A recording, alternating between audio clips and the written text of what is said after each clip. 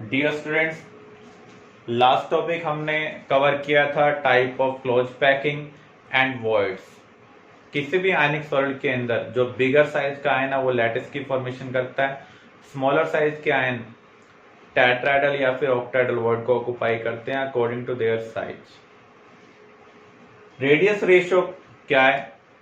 किसी भी लैटिस के अंदर स्मॉलर साइज आयन और बिगर साइज आयन के रेडियस का जो रेशियो होगा दैट इज रेडियस रेशियो। इसका यूज कर हम सॉलिड की ज्योमेट्री और कोऑर्डिनेशन नंबर को प्रेडिक्ट कर सकते हैं। मैथमेटिकली हमने फाइंड आउट किया है, अगर किसी लैटिस में अनायन लैटिस की फॉर्मेशन कर रहे हैं और केटायन वॉइड स्पेस को ऑक्युपाई कर रहा है, इनके रेडियस का जो रेशियो है अगर 0 से 0.155 हो तो उस केस में कोऑर्डिनेशन नंबर क्या होगा? 2 होगा। ज्योमेट्री क्या होगी? लीनियर। अगर ये 0.155 से 0.225 हो तो उस केस में कोऑर्डिनेशन नंबर 3 होगा। ज्योमेट्री क्या होगी? Trigonal planner. अगर 0.225 से 0.414 हो तो कोऑर्डिनेशन नंबर 4 होगा। ज्योमेट्री क्या होगी? टेट्राहेड्रल। 0.414 से 0.732 हो, कोऑर्डिनेशन नंबर क्या होगा? 6। अगर 0.732 से 1 है तो कोऑर्डिनेशन नंबर क्या होगा? 8 होगा। अगर कोऑर्डिनेशन नंबर 4 होता है तो उस केस में उस स्ट्रक्चर को हम बोलते हैं जिंक ब्लेंड स्ट्रक्चर। अगर कोऑर्डिनेशन नंबर 6 होता है तो उसे हम कहेंगे रॉक सॉल्ट स्ट्रक्चर। अगर कोऑर्डिनेशन नंबर 8 है तो उसे हम कहेंगे सीरियम क्लोराइड टाइप स्ट्रक्चर। तो आपको रेडियस ऑफ केटायन दिया होगा, रेडियस ऑफ अनायन दिया होगा, उस रेशियो का यूज कर आप देखेंगे वो किस रेंज में लाई कर रहा है। तो आपको मेनली ये 3 रेंज याद करने की जरूरत है। इनमें से जिस भी रेंज में लाई करेगा उसके अकॉर्डिंग हमें स्ट्रक्चर की टाइप मिल जाएगी। इन स्ट्रक्चर को अभी हम स्टडी करेंगे। ये जो रिलेशनशिप हमने मैथमेटिकली फाइंड आउट की हुई है, ये जो लोअर नंबर है ये रिप्रेजेंट करता है आइडियल सिचुएशन को। आप ये कह सकते हैं जब केटायन को अनायन टच कर रहे होंगे तो उस केस में ये चीज वैलिड है। जब टच नहीं कर रहे लेकिन उसके सराउंडिंग में, तो इससे ऊपर कोई भी रेंज हो सकती है। मैक्सिमम ये जो ये 0.414 है ये नेक्स्ट से बिलोंग कर रहा है। तो अगर मान लीजिए आपको रेडियस रेशियो 0.225 मिला हुआ है तो इसका मीनिंग कोऑर्डिनेशन नंबर 4 होगा। तो 4 अनायन एक दूसरे को टच कर रहे हैं, साथ में वॉइड पार्टिकल को भी टच कर रहे हैं। अगर ये रेशियो 0.312 है तो उस केस में अनायन तो एक दूसरे को टच कर रहे हैं लेकिन वो केटायन को टच नहीं कर रहे हैं। इस तरीके से हम प्रेडिक्ट कर सकते हैं।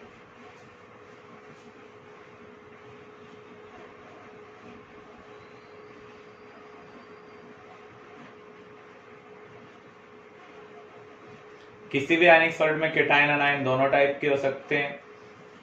सिंपल आयनिक क्रिस्टल 2 टाइप के हैं, AB एंड AB2, जहां पर केटायन अनायन 1:1 में हो और जहां पर 1:2 में हो उसे हम क्या कहेंगे?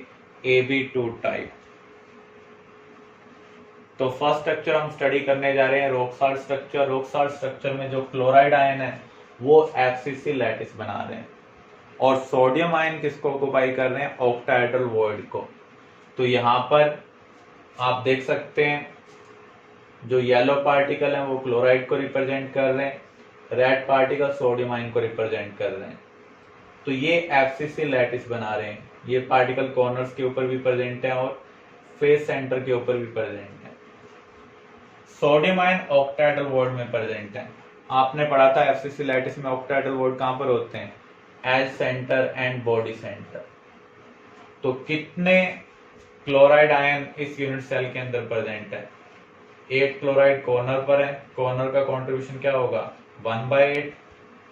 6 क्लोराइड फेस सेंटर पर है, फेस सेंटर का कंट्रीब्यूशन क्या होगा? हाफ। तो यहाँ पर नंबर ऑफ क्लोराइड आयन कितने हैं? 4। Number of sodium ion edge कितने हैं? 12। एच पार्टिकल का कॉन्ट्रीब्यूशन क्या होगा 1/4, बॉडी सेंटर पार्टिकल का कॉन्ट्रीब्यूशन क्या होगा 1। तो यहाँ पर नंबर ऑफ सोडियम आयन कितने हैं 4। तो यहाँ पर जेड क्या होगा, अगर आप जेड कैलकुलेट करेंगे तो इसका मीनिंग है number of sodium chloride units in a unit cell. तो यहाँ पर 4 सोडियम 4 क्लोराइड है, इसका मीनिंग सोडियम क्लोराइड यूनिट कितनी है इस यूनिट सेल के अंदर 4। अगर आप ध्यान से देखें एच के अलोंग केटाइन को ये दोनों अनायन टच कर रहे हैं, किसी भी आयनिक सॉलिड में केटाइन को अनायन क्या करेंगे टच करेंगे। तो यहाँ पर एज लेंथ क्या होगी इन terms of radius of cation in terms of radius of अनायन। दो अनायन आ रहे हैं, कॉर्नर पार्टिकल का रेडियस लेंगे 2 टाइम्स ऑफ रेडियस ऑफ अनायन, और जो केटायन है वो एच के ऊपर आ रहा है इसलिए हम इसका डायमीटर लेंगे। तो सोडियम क्लोराइड क्रिस्टल के लिए रिलेशनशिप क्या होगी 2 times of radius of cation plus 2 times of radius of अनायन, किसके इक्वल है एज लेंथ। तो जब एग्जाम में आपके पास क्वेश्चन आएगा, हो सकता है एज लेंथ दी हो, रेडियस ऑफ अनायन दिया हो, क्रिस्टल की टाइप दी हो, आपको अदर पार्टिकल का रेडियस निकालना हो, अगर वो रॉक सॉल्ट स्ट्रक्चर है सोडियम क्लोराइड स्ट्रक्चर है तो उस केस में आप ये रिलेशनशिप यूज कर सकते हैं।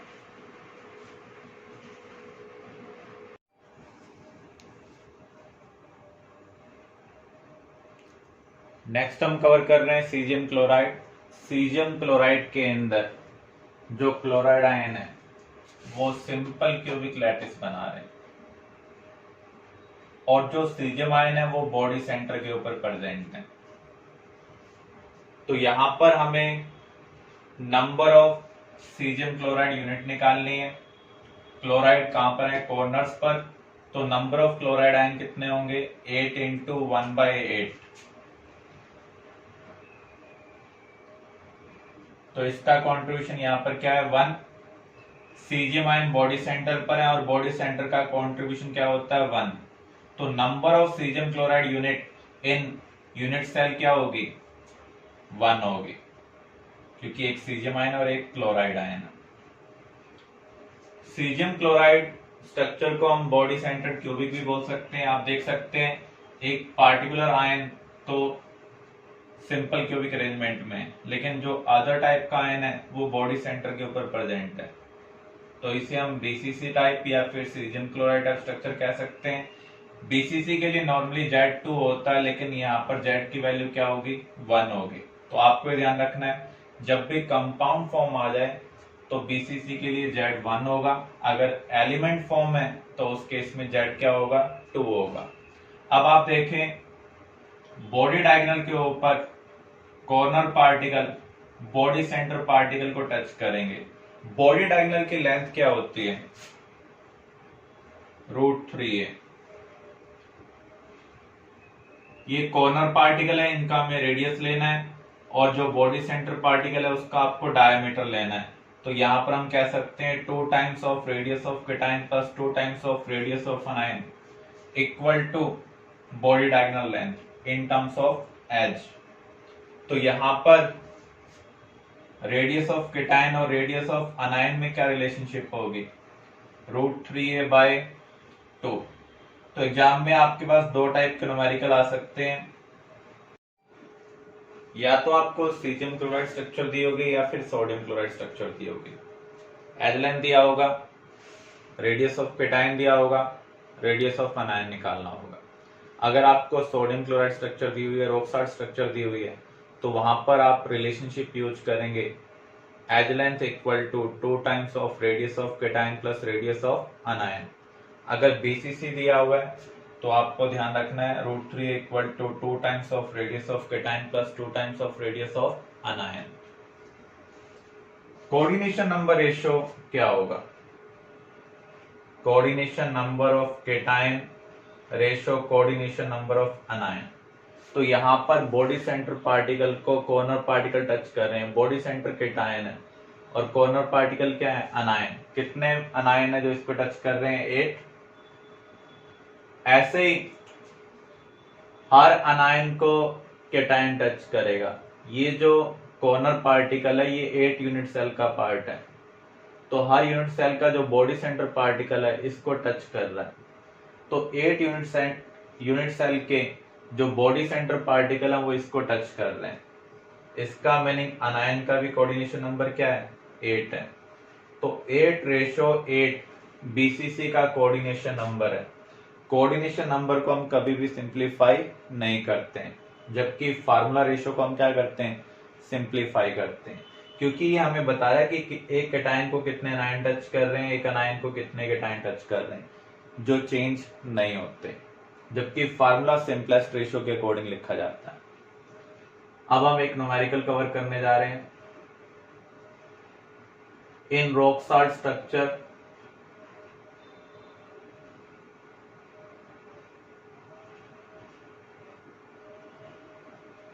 with edge length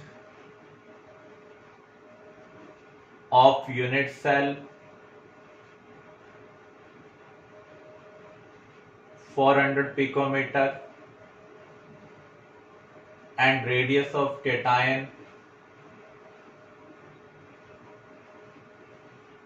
40 picometer, determine the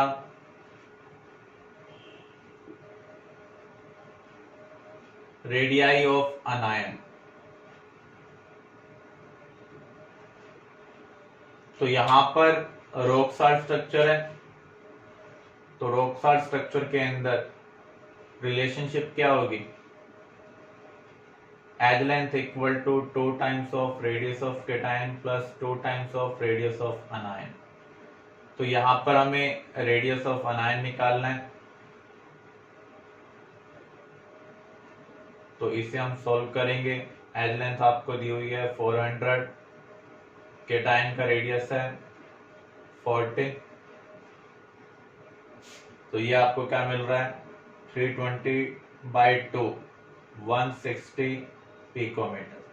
तो या तो आपसे रॉक सॉल्ट के ऊपर न्यूमेरिकल मिलेगा या फिर सीजियम क्लोराइड टाइप स्ट्रक्चर के ऊपर मिलेगा, तो आपको रिलेशनशिप को ध्यान रखना है। नेक्स्ट है zinc sulphide structure. Zinc sulphide की दो टाइप के स्ट्रक्चर है, एक है जिंक ब्लेंड और एक है वुडजाइट। दोनों में डिफरेंस क्या है, इसका क्यूबिक क्रिस्टल सिस्टम है और इसका हेक्सागोनल क्रिस्टल सिस्टम है। जिंक ब्लेंड के अंदर जो सल्फाइड आयन है वो एफसीसी लैटिस बना रहे हैं और zinc ion alternate tetrahedral void को ऑक्युपाई कर रहा है। जैसे आप यहां पर देखें, ये सल्फाइड आयन है, ये एफसीसी लैटिस बना रहे हैं। जो जिंक आयन है वो एफसीसी में अल्टरनेट टेट्राहेड्रल वॉइड के ऊपर प्रेजेंट है। आपको पता है हर बॉडी डायगोनल के ऊपर 2 टेट्राहेड्रल वॉइड है, तो ये एक को ऑक्युपाई कर रहा है, दूसरे को ऑक्युपाई नहीं कर रहा। ऐसे ही जो अदर बॉडी डायगोनल है वहां पर एक को ऑक्युपाई करेगा जो फार अवे होगा, अदर को ऑक्युपाई नहीं करेगा। तो यहां पर Z क्या होगा, number of zinc sulphide unit in unit cell. Sulphide ion कितने हैं यूनिट सेल के अंदर, जो एफसीसी बनाएगा उसके 4 पार्टिकल्स पर यूनिट सेल में होंगे। जिंक आयन कितने हैं, जिंक आयन टेट्राहेड्रल वॉइड में प्रेजेंट है। यूनिट सेल के अंदर 8 टेट्राहेड्रल वॉइड होते हैं, जिसमें से हाफ को इसने ऑक्युपाई किया हुआ है और सभी टेट्राहेड्रल वॉइड एफसीसी में यूनिट सेल के इनसाइड होते हैं। इसका मीनिंग उनका जो कंट्रीब्यूशन होगा वो 100% होगा। तो जिंक आयन भी 4 है, सल्फाइड आयन भी 4 है, तो number of zinc sulphide unit कितनी होंगी, 4 होंगी। तो जब हम डेंसिटी रेलेवेंट न्यूमेरिकल सॉल्व करेंगे तो उस केस में हमें Z की वैल्यू क्या पुट करनी है, 4 पुट करनी है। अब हम देखते हैं coordination number ratio. Zinc ion कहां पर प्रेजेंट है? टेट्राहेड्रल बॉन्ड में। जो टेट्राहेड्रल बॉन्ड में प्रेजेंट होगा उसका कोऑर्डिनेशन नंबर होगा 4। अगर केटायन अनायन का चार्ज सिमिलर है तो उस केस में दोनों का कोऑर्डिनेशन नंबर सेम होगा। तो अगर केटायन का कोऑर्डिनेशन नंबर 4 है तो अनायन का भी कोऑर्डिनेशन नंबर क्या होगा? 4 होगा। तो इसलिए यहां पर कोऑर्डिनेशन नंबर रेशियो क्या है? 4:4। दूसरा तरीका, एक अनायन एक टेट्राहेड्रल बॉन्ड बनाता है। एफसीसी में एक corner particle 3 face centre particle के साथ मिलकर एक टेट्राहेड्रल बॉन्ड बना रहा है। तो यहां पर ये कितनी यूनिट सेल का पार्ट है? 8 यूनिट सेल का पार्ट है। तो इसका मीनिंग हर यूनिट सेल के अंदर ये एक एक टेट्राहेड्रल बॉन्ड बना रहा है, लेकिन सभी टेट्राहेड्रल बॉन्ड ऑक्युपाइड नहीं है, ओनली हाफ ऑक्युपाइड है। इसका मीनिंग इस अनायन को 4 केटायन सराउंड करेंगे। तो अनायन का भी कोऑर्डिनेशन नंबर क्या है? 4 है। यहां पर आप देख सकते हैं केटायन के अराउंड कितने अनायन है? 4 अनायन। तो केटायन का कोऑर्डिनेशन नंबर क्या है? 4, क्योंकि ये टेट्राहेड्रल बॉन्ड के अंदर प्रेजेंट है। वुडजाइड को अगर हम कंसीडर करें तो इसकी हेक्सागोनल यूनिट सेल है।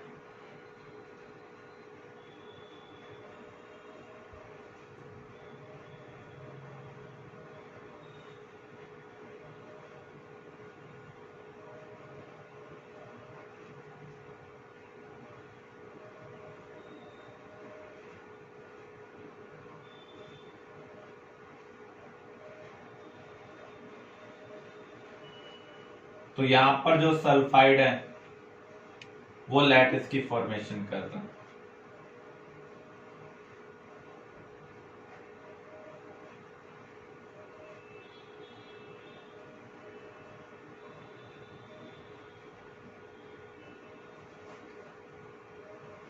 और जो जिंक आयन होंगे वो टेट्राहेड्रल बॉन्ड के अंदर प्रेजेंट होंगे, हाफ ऑफ टेट्राहेड्रल बॉन्ड। जो जिंक आयन है वो कहां पर प्रेजेंट होंगे? Half of tetrahedral bond. तो इसका भी जो कोऑर्डिनेशन नंबर रेशियो होगा वो क्या होगा? 4:4 होगा।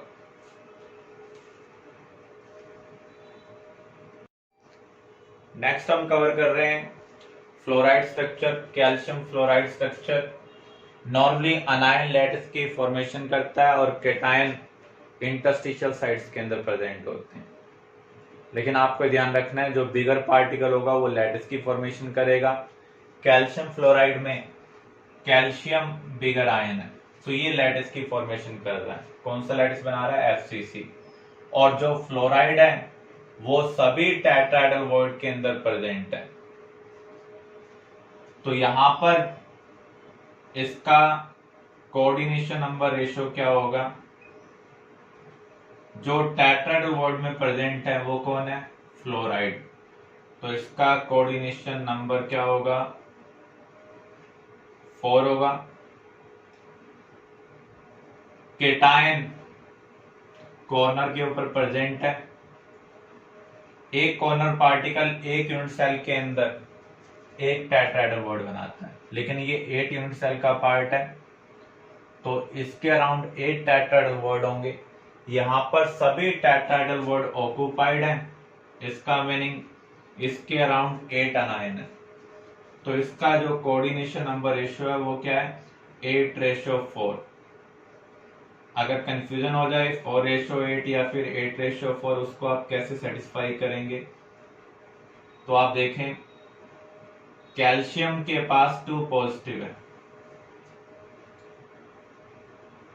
तो यहां पर इसके अकॉर्डिंग जितना नेगेटिव होना चाहिए उतना ही क्या होना चाहिए? पॉजिटिव होना चाहिए, क्योंकि आयनिक सॉलिड इलेक्ट्रिकली न्यूट्रल होते हैं। तो केटायन के अराउंड कितने अनायन है? 8। अनायन के पास कितना चार्ज है? -1। तो इसका मीनिंग इसके अराउंड -8 चार्ज है। तो अनायन के अराउंड कितना चार्ज होना चाहिए? +8। देखो अनायन के अराउंड 4 केटायन है, एक केटायन के पास +2 है तो 4 केटाइन के पास क्या होगा +8। तो इसका जो कोऑर्डिनेशन नंबर रेशियो है वो क्या है 8:4 है। तो जितना नेगेटिव आ रहा है उतना ही क्या आ रहा है पॉजिटिव। पहले हम केटाइन का कोऑर्डिनेशन नंबर लिखते हैं फिर अनायन का। तो केटाइन के अराउंड 8 अनायन है, अनायन के पास 1 नेगेटिव है, तो 8 अनायन के पास क्या होगा -8। ऐसे ही आप देखें अनायन के अराउंड 4 केटाइन है, एक केटाइन के पास +2 है, 4 केटाइन के पास क्या होगा +8। ये दोनों सेटिस्फाई हो रहे हैं, न्यूट्रल हो रहे हैं, तो ये कोऑर्डिनेशन नंबर रेशियो करेक्ट है। अब हम Z की वैल्यू निकालते हैं, कितने पार्टिकल्स एक यूनिट सेल के अंदर प्रेजेंट है। कैल्शियम FCC में है, तो कैल्शियम आयन यूनिट सेल के अंदर कितने होंगे 4। टेट्राहेड्रल बॉन्ड कितने एक यूनिट सेल में 8। तो यहाँ पर सभी ऑक्युपाइड हैं तो 8 फ्लोराइड होंगे। एक फार्मूला यूनिट को बनाने के लिए एक कैल्शियम 2 फ्लोराइड चाहिए। आपके पास 4 कैल्शियम है 8 फ्लोराइड है, इसका meaning number of calcium fluoride unit कितनी है 4 है। तो डेंसिटी रेलेवेंट न्यूमेरिकल जब हम सॉल्व करेंगे तो वहां पर हम Z की वैल्यू कैल्शियम फ्लोराइड स्ट्रक्चर के लिए क्या लेंगे 4 लेंगे। एंटी फ्लोराइड स्ट्रक्चर, ये फ्लोराइड का उल्टा है। वहां पर केटायन लैटिस की फॉर्मेशन कर रहा था और अनायन टेट्राहेड्रल बॉन्ड में प्रेजेंट था।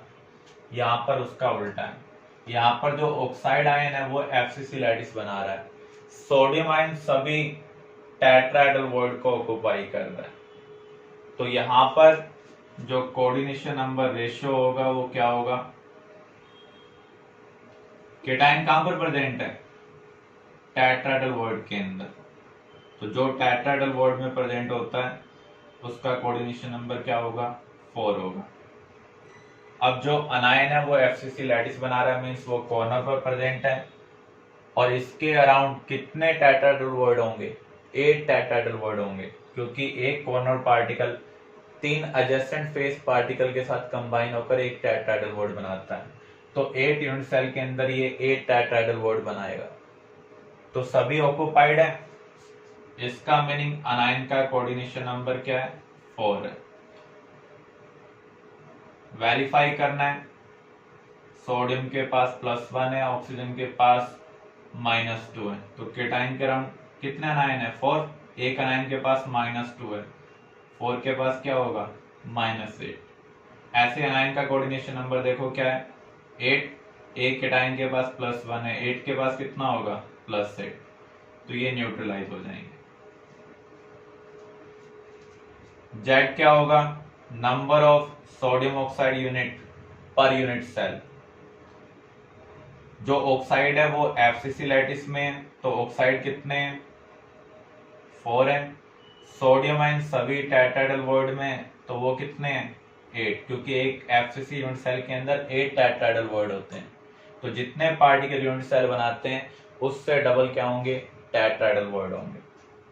तो यहाँ पर हमें Z निकालना है, number of sodium oxide unit निकालनी है। तो 2 Na एक यूनिट बना रहे हैं, 8 Na कितने यूनिट बनाएंगे 4, तो यहां पर Z क्या है 4 है।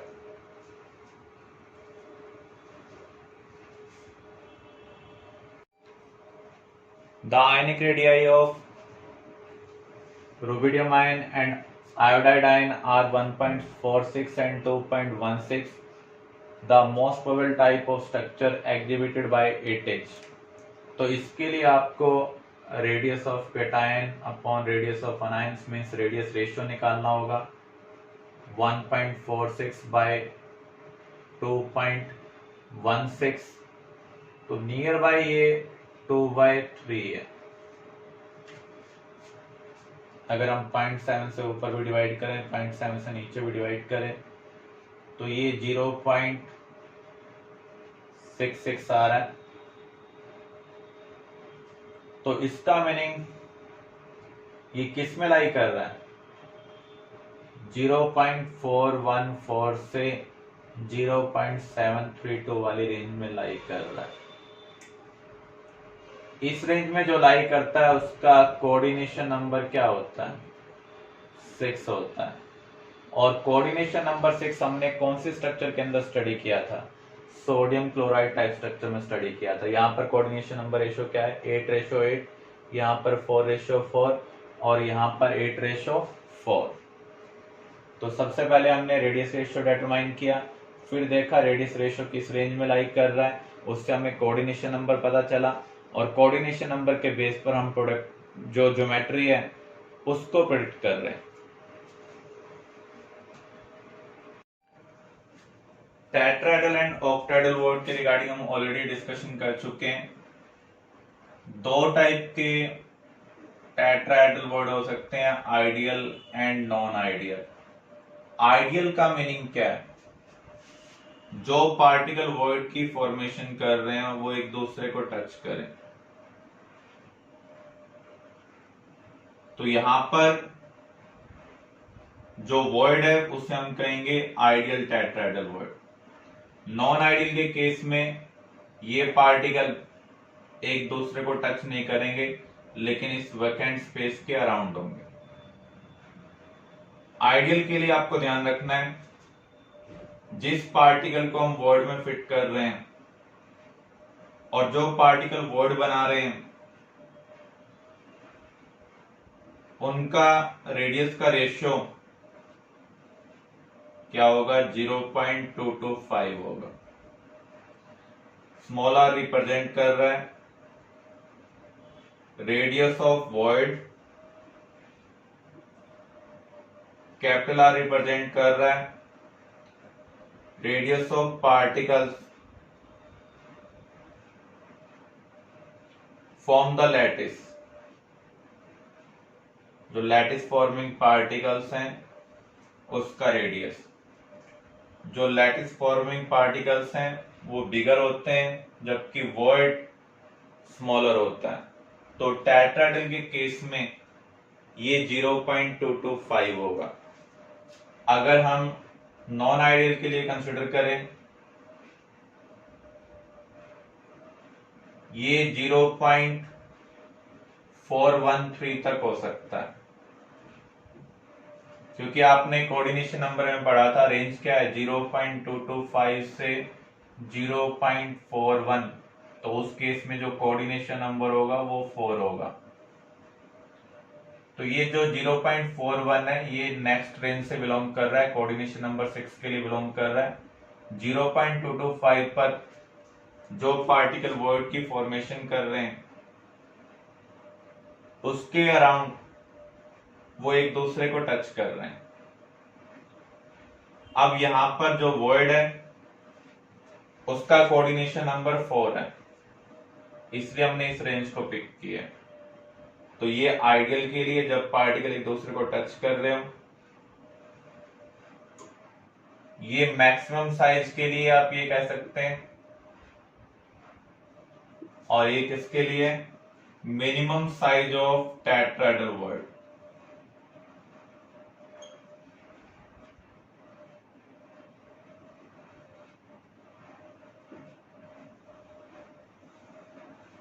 तो ये minimum size of tetrahedral word के लिए और ये maximum size of tetrahedral word के लिए। ऐसे अगर आप ऑक्टाहेड्रल को कंसिडर करते हैं तो यहां पर भी दो पॉसिबिलिटी होंगी, ideal and non ideal. Ideal के केस में वर्ड बनाने वाले पार्टिकल एक दूसरे को टच करेंगे।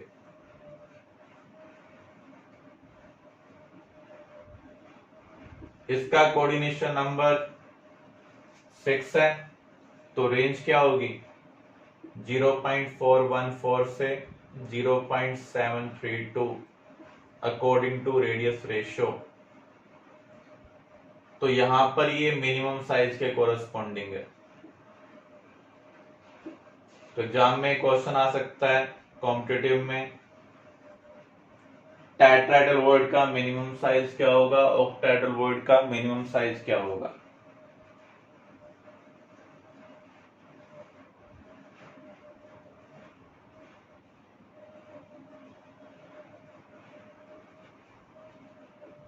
अगर आपको मैक्सिमम साइज निकालना है वर्ड का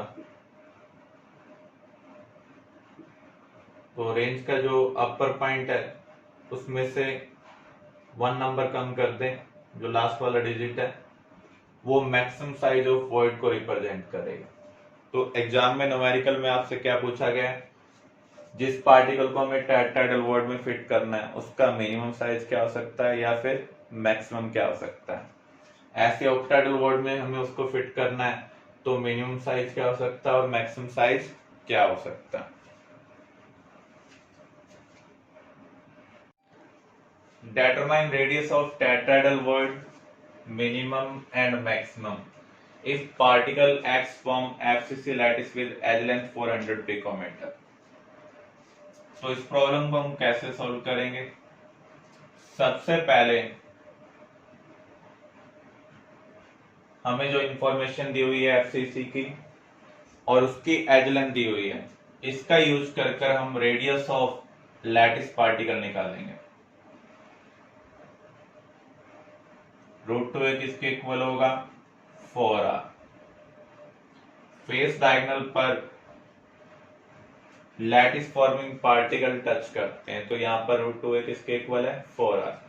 तो यहाँ पर हम रेडियस ऑफ पार्टिकल निकाल लेंगे जो लैटिस को फॉर्म कर रहा है, √2 इंटू 400, क्योंकि एज लेंथ आपको क्या दी हुई है 400। सॉल्व कर रहे हैं तो आपको ये मिल रहा है। अब आपको minimum size of tetrahedral void निकालना।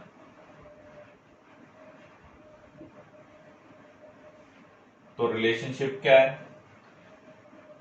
Radius of void particle upon radius of lattice particle equal to 0.225।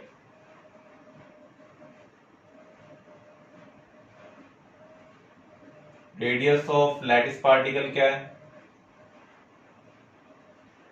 141.41 picometre. इसे आप सोल्व कर लेंगे, ये मिनिमम साइज आ जाएगा। ऐसे अगर आपको मैक्सिमम साइज निकालना है तो रेंज का हमें अपर देखना होगा, radius of void particle upon radius of lattice particle equal to 0.413। Lattice particle का रेडियस हम ऑलरेडी कैलकुलेट कर चुके हैं 141.4 पिकोमीटर। इसे आप सोल्व कर लें, आपको मैक्सिमम साइज मिल जाएगा जिसको हम टेट्राहेड्रल वॉइड में फिट कर सकते हैं।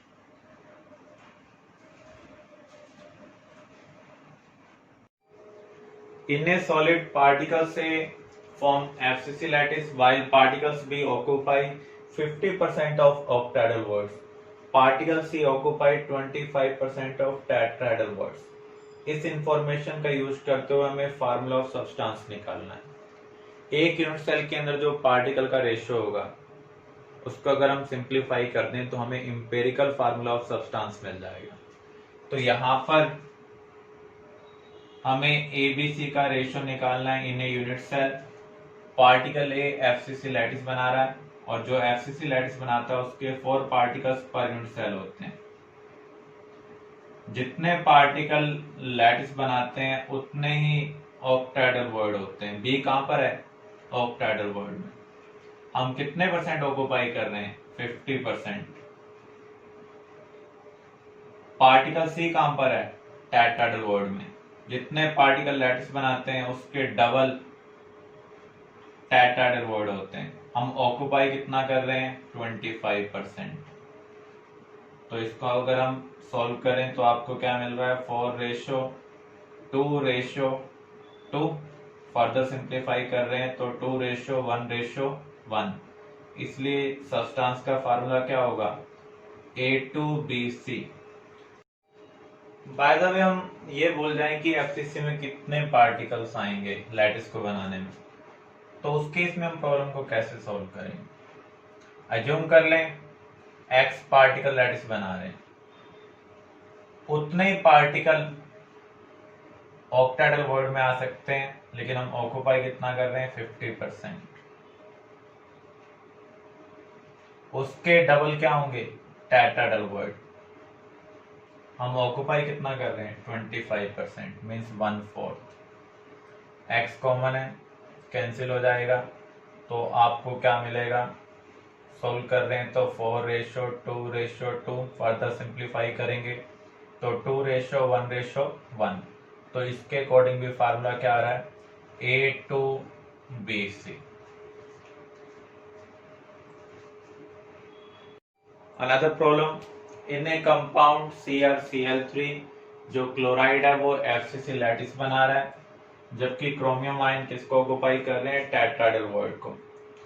हमें डिटरमाइन करना है fraction of tetrahedral voids occupied and total voids occupied. Total voids के कंपैरिजन में हमने कितने ऑक्युपाई किए हैं, टेट्राहेड्रल वॉइड के कंपैरिजन में हमने कितने ऑक्युपाइड किए हैं, ये हमें डिटरमाइन करना है।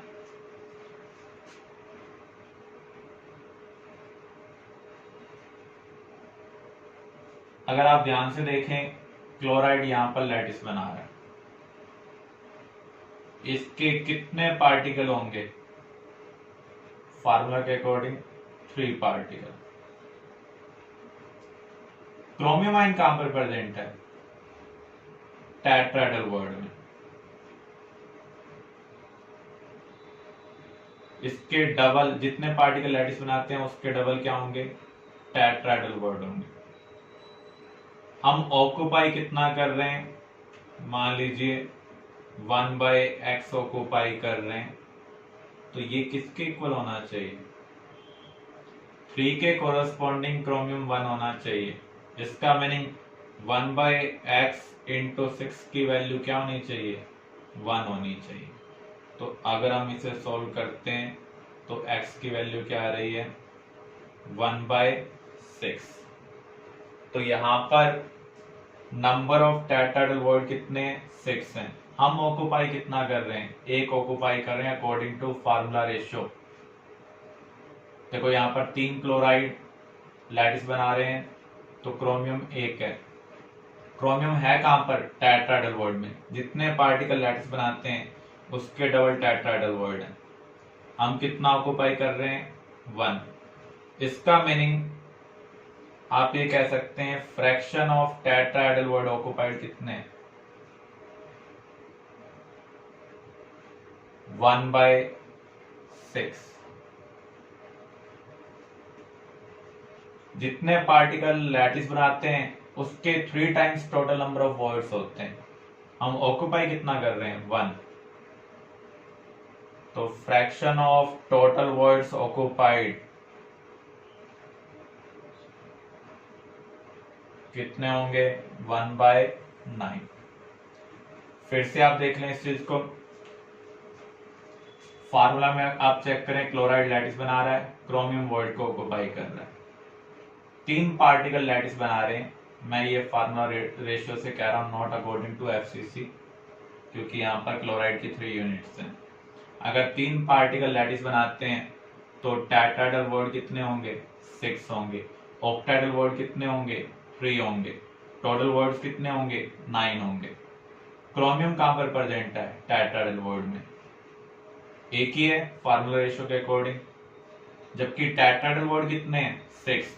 तो आप 6 में से 1 ऑक्युपाई कर रहे हैं, तो फ्रैक्शन क्या होगा, 1/6। अगर हम टोटल वॉइड की बात करें, 3 क्लोराइड के लिए 9 वॉइड्स हैं, हम ऑक्युपाई कितना कर रहे हैं, 1, तो फ्रैक्शन क्या होगा, 1/9 होगा।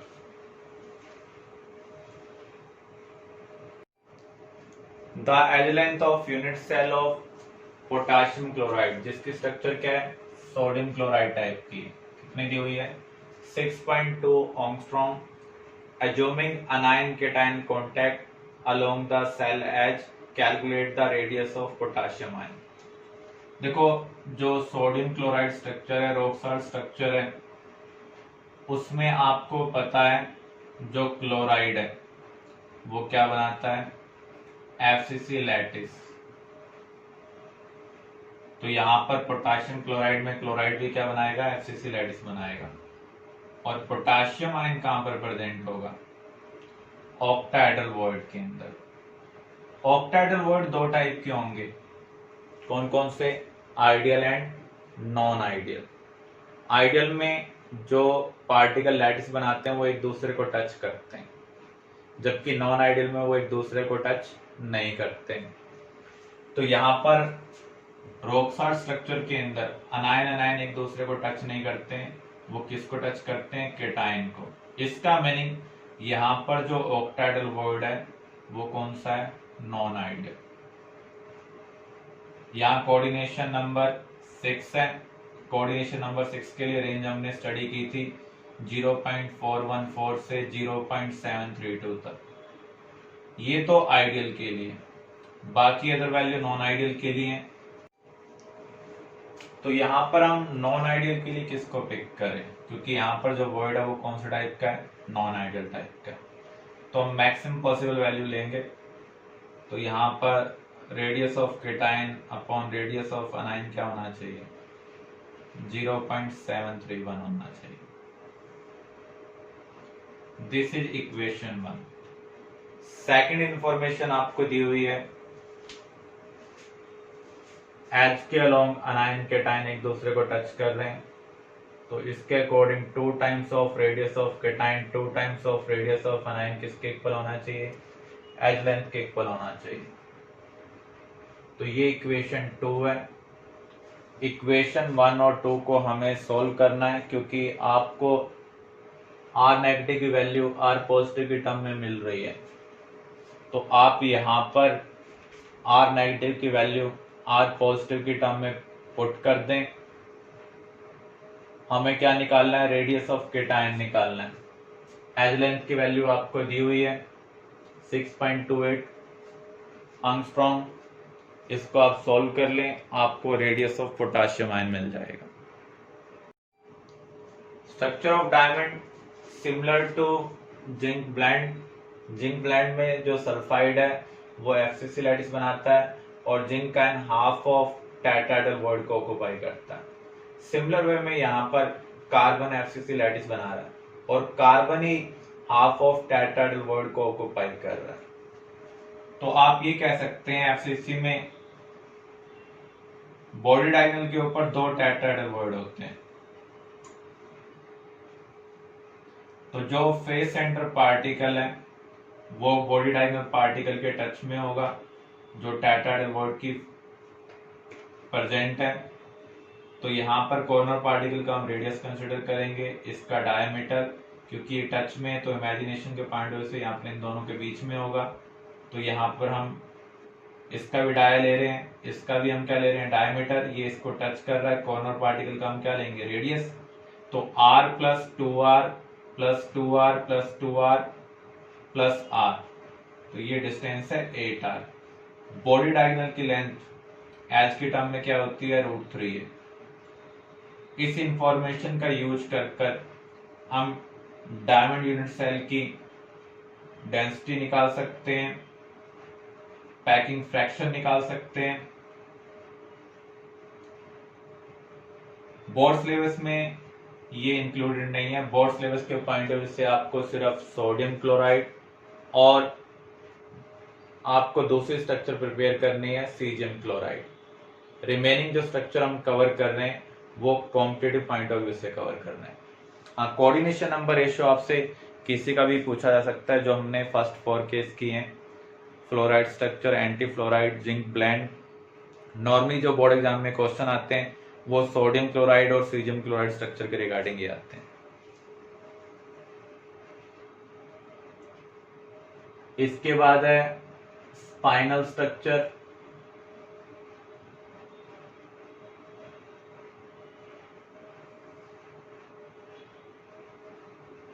स्पाइनल स्ट्रक्चर में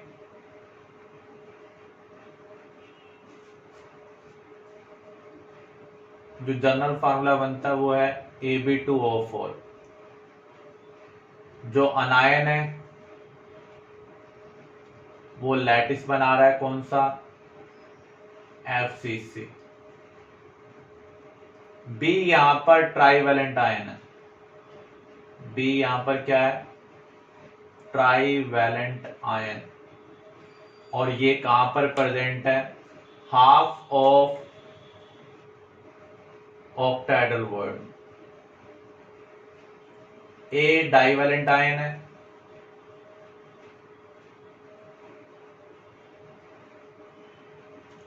जो डाइवेलेंट आयन है वो कहां पर प्रेजेंट है, 1/8 ऑफ टेट्राहेड्रल वर्ड में। अगर आपको कंफ्यूजन हो जाए तो आप चार्ज बैलेंस कर कर देख लें। 4 ऑक्साइड के पास -8 होगा, तो अगर ये ट्राइवेलेंट होगा तभी चार्ज सेटिस्फाई होगा। तो 3 × 2 6 + 2, तो ये डाइवेलेंट होना चाहिए। तो इस स्ट्रक्चर को हम क्या बोलते हैं, spinal structure. Inverse spinal structure,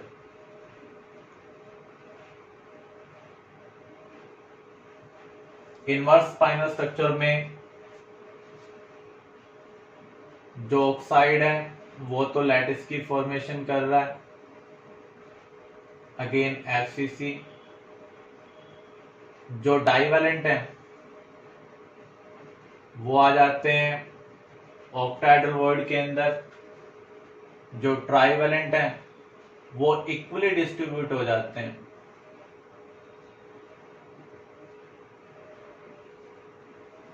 between tetrahedral void and octahedral void. FeO इसकी स्ट्रक्चर है similar to sodium chloride, rock salt. Oxide यहां पर FCC लैटिस बना रहा है, और जो Fe2 पॉजिटिव होगा वो कहां पर प्रेजेंट होगा, ऑक्टाहेड्रल वर्ड के अंदर प्रेजेंट होगा। Fe2O3 यहां पर ऑक्साइड आयन FCC लैटिस बनाएंगे, जो फेरस आयन है वो किस में कन्वर्ट हो गए हैं, फेरिक आयन में कन्वर्ट हो चुके हैं। तो आप ये कह सकते हैं 3 फेरस की जगह अब 2 फेरिक आ चुके हैं। तो पहले जो 3 ऑक्टाहेड्रल वर्ड ऑक्युपाइड थे, अब सिर्फ 2 ही ऑक्युपाइड होंगे। तो जो 3 फेरस आयन है वो 2 फेरिक आयन से रिप्लेस हो चुके हैं। इसका मीनिंग एक वैकेंसी क्रिएट हो चुकी होगी, एक जगह खाली रह चुकी है। तो मेनली जो हमें स्ट्रक्चर स्टडी करनी है वो है caesium chloride, sodium chloride. Other structure को जस्ट आपको रीड करना है। कॉम्पिटिटिव एग्जाम के अंदर स्टेटमेंट बेस्ड क्वेश्चन आ सकते हैं, which of the following is correct और नॉट।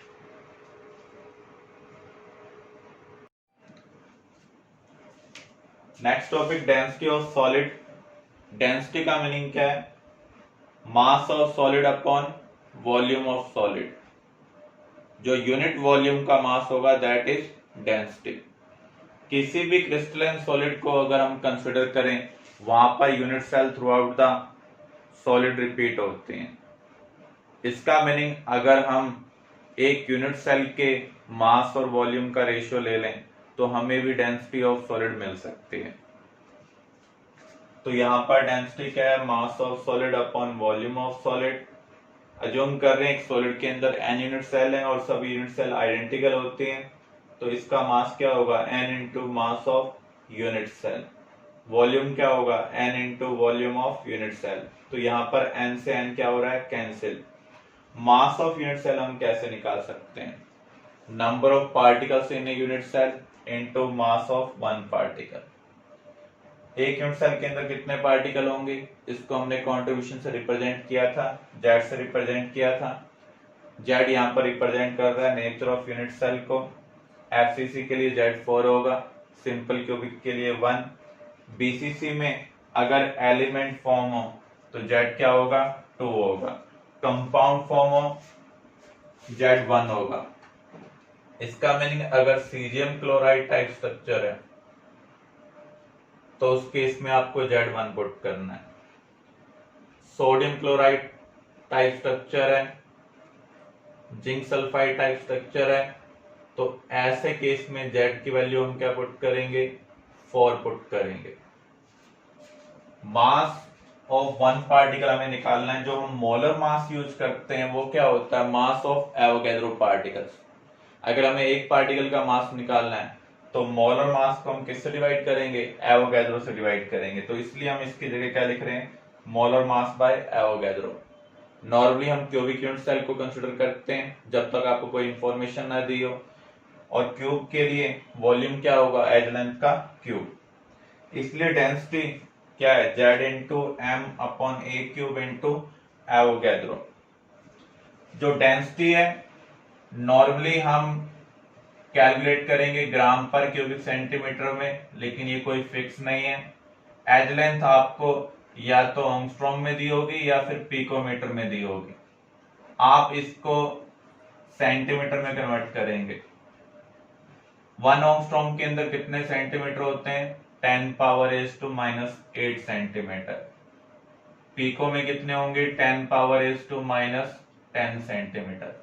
तो ये यूनिट कन्वर्जन हमको करने पड़ सकते हैं जब भी हम डेंसिटी रेलेवेंट न्यूमेरिकल को सॉल्व करेंगे। तो आपको बस ये ध्यान रखना है, जब भी हम प्रॉब्लम सॉल्व करेंगे जो डेंसिटी की यूनिट होगी उसी के अकॉर्डिंग हम एज लेंथ की यूनिट और मोलर मास की यूनिट को अरेंज करेंगे। एवोगैड्रो नंबर यूनिटलेस है, Z यहाँ पर यूनिटलेस है। इससे रेलेवेंट न्यूमेरिकल किस टाइप के आ सकते हैं, आपको डेंसिटी दी होगी, एज लेंथ दी होगी, मोलर मास दिया होगा, आपको नेचर ऑफ यूनिट सेल निकालना है। इसका मीनिंग आपको Z डिटरमाइन करना है। अगर ये नियर बाय 4 आता है तो इसका मीनिंग ये FCC है, 1 आ रहा है तो सिंपल क्यूबिक है, 2 है तो BCC। लेकिन अगर कंपाउंड के लिए Z1 आ जाए तो वो किसको रिप्रेजेंट करेगा, BCC को रिप्रेजेंट करेगा। तो ये यूनिट सेल का पैटर्न हम ऑलरेडी स्टडी कर चुके हैं, जिससे हमें कंट्रीब्यूशन के बारे में आइडिया है।